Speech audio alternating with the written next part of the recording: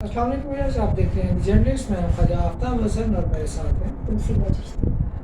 تمثیلہ صاحبہ۔ بڑا افسوسناک واقعہ ہے، اتوار کے روز ٹرین حادثے میں درجنوں لوگ جاں بحق ہوئے اور درجنوں زخمی ہیں۔ اور افسوسناک واقعہ میں جو چیز سامنے آئی وہ یہ حادثہ انہی پٹریوں پہ ہوا جن کو شاید ایکسپائر ہوئے بھی مدت تک گزر گئی، اور ان کو درست نہیں کیا گیا، ان کو ٹھیک نہیں کیا گیا، تبدیل نہیں کیا گیا۔ اور کہتے ہیں کہ ٹرین کی رفتار بہت سلو تھی، اس کے باوجود یہ حادثہ۔ ہمارے ویورز کو کچھ اس حادثے کے بارے میں بتائیے اور کچھ بات کے بارے میں بھی بتائیے کہ اس طرح یہ پہلا حادثہ نہیں ہے۔ جی بالکل۔ اچھا، حادثے کے بارے میں تو ویورز جان ہی چکے ہیں، بلکہ سوشل میڈیا پہ جس طرح کی ویڈیوز ہیں وہ تو دل دہلا دینے والی، بہت افسوس، کہ بہت ہی افسوسناک ہے کہ دیکھیں نا کہ جسمانی اعضاء کٹے پڑے ہیں۔ جی بالکل، بڑی ہی بالکل، اور وہ جس طرح بوگیوں میں پھنسے ہوئے تھے، یعنی 10 بوگیاں الٹی، یہ بھی نہیں کوئی ایک آدھا حادثہ ہو، یعنی ایک آدھی بوگی الٹی ہو، یہ 10 بوگیاں الٹی ہیں اور 19 ٹوٹل بوگیاں تھیں ٹرین کی۔ اب یہ کہ جب یہ حادثہ ہوا اور اس وقت ٹرین کی جو رفتار ہے وہ بتا رہے ہیں غالباً 45 یا ہاں جی فی گھنٹہ تھی، 45 یا 50 کلومیٹر، اور وہاں پہ جو حد رفتار مقرر ہے وہ 105 کلومیٹر ہے۔ یعنی اس سے آپ اندازہ لگا لیں کہ پٹری کی کیا حالت ہوگی کہ ڈرائیور اس قدر سلو چلا رہا تھا اور اس کے باوجود حادثہ پیش آیا۔ بہت افسوسناک ہے جی، کیونکہ وہاں پہ جو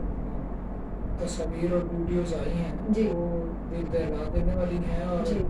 لوگوں کو اپنے عزیز و اقارب نہیں مل رہے، بچے، خواتین خاص طور پہ وہ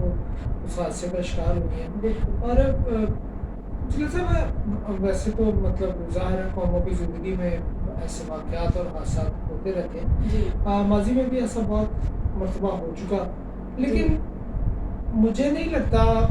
یقیناً ویورز میری بات سے اتفاق کریں گے کہ ہم نے حادثات سے کچھ سیکھا ہو۔ ہمارے جو ذمہ داران ہیں، جو محکمے ہیں، جو ان کی طرف سے بھی اس میں کوئی ایسی صورت نہیں پیدا کی جاتی کہ آئندہ بچا جا سکے۔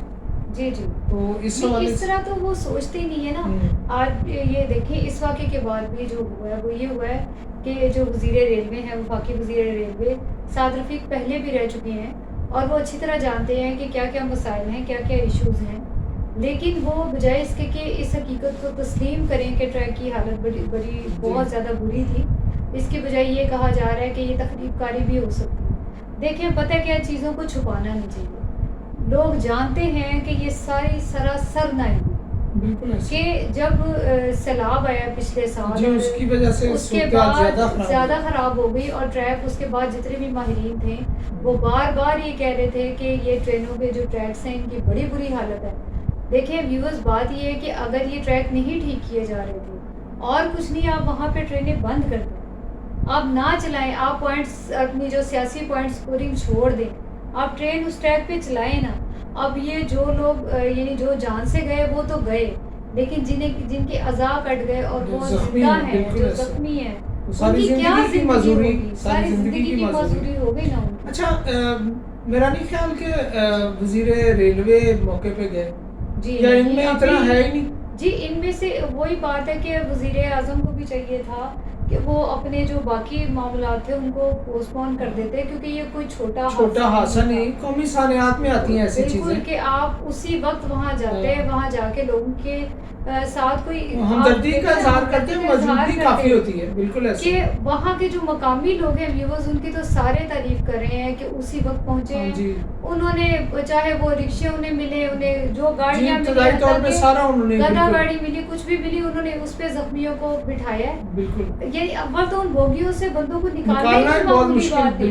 ہے، اس کے باوجود لوگوں نے اپنی جان جوکھوں میں ڈال کے وہاں سے نکالا ہے۔ اور ایون جو کہہ رہے ہیں کہ یعنی پاک فوج کے امدادی ٹیم فوری پہنچی، وہ بھی خیر فوری نہیں پہنچی، وہ بھی لیٹ پہنچی، اور باقی ریسکیو ادارے بھی، اور ریلیف ٹرین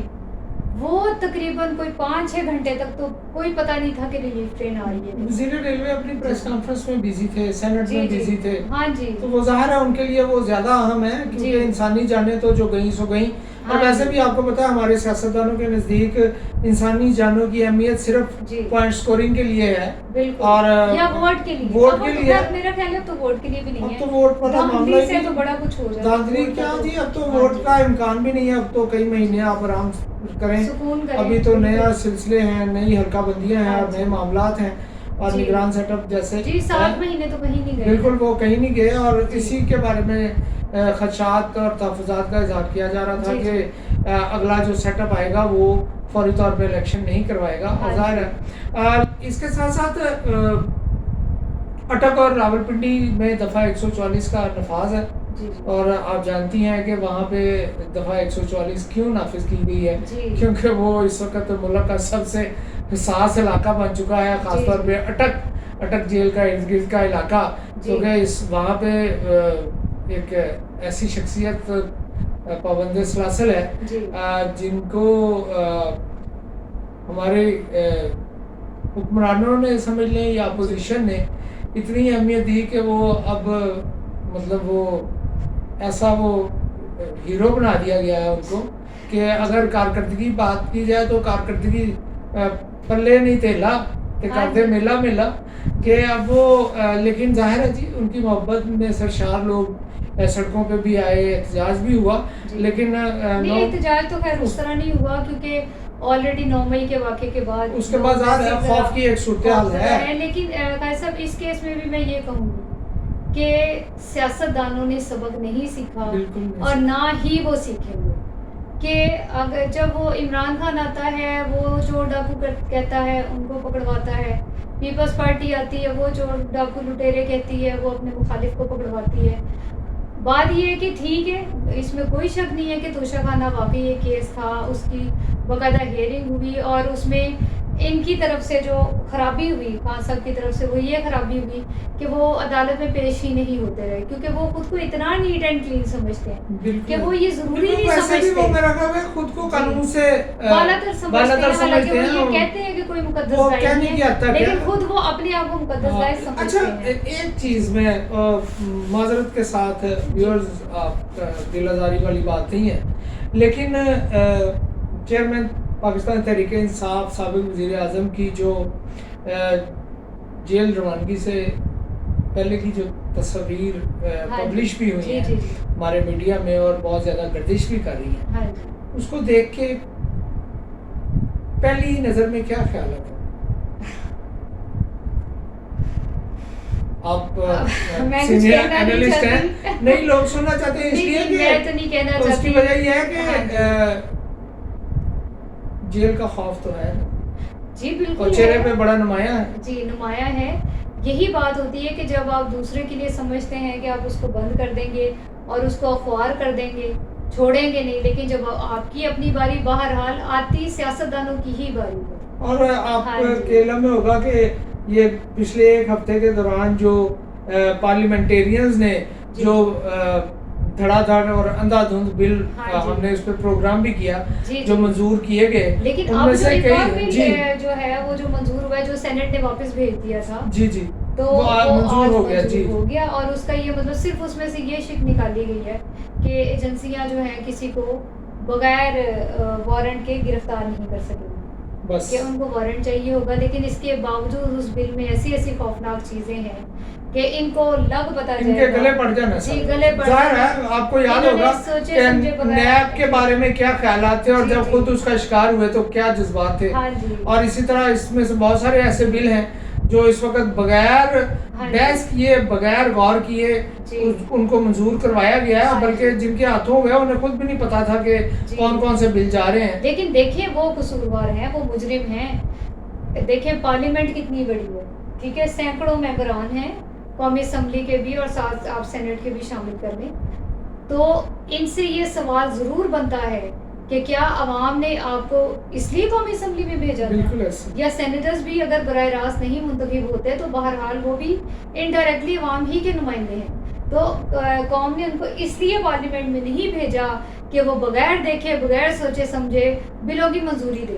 ایک رکن اسمبلی ایک سینیٹر اس چیز کا مکمل طور پہ ذمہ دار ہے جو اس نے کیا. بالکل ایسا ہی ہے. ویورز ظاہر ہے یہ ایک اس کو کہتے ہیں بات سے بات نکلنا, چونکہ خان صاحب کی گرفتاری کا ایسا معاملہ تھا کہ اس سے بڑا معاملہ ہمارے نزدیک قومی اسمبلی اور سینٹ میں جو ہوا جو وہ اس سے بڑا معاملہ تھا. دیکھیں اس سے بھی بڑا معاملہ یہ آج کے حادثے. بالکل میں وہی عرض کرنا چاہ رہا تھا کہ آج کا جو واقعہ ہے ٹرین حادثہ ہے وہ ہزارہ ایکسپریس میرا خیال ہے وہ, تو اس کے ساتھ جو ہوا وہ ظاہر ہے محکمانہ غیر ذمہ داری ہے. اب اسے جو بھی رنگ دیا جائے, اب اس کی انکوائری ہوگی ہمیشہ کی طرح, اور آپ بھی جانتے ہیں کہ انکوائریوں کے کیا نتیجے نکلتے ہیں. اور سعد رفیق صاحب کے بارے میں یہ کہا جاتا ہے کہ انہوں نے ریلوے کو ٹریک پہ چڑھا دیا, تو ٹرین کو ٹریک سے اتروانے کا کون ذمہ دار ہے؟ میرا خیال ہے یہ سعد رفیق صاحب خود قوم کو بتائیں گے. اپنا بہت خیال رکھیے گا. اللہ نگہبان.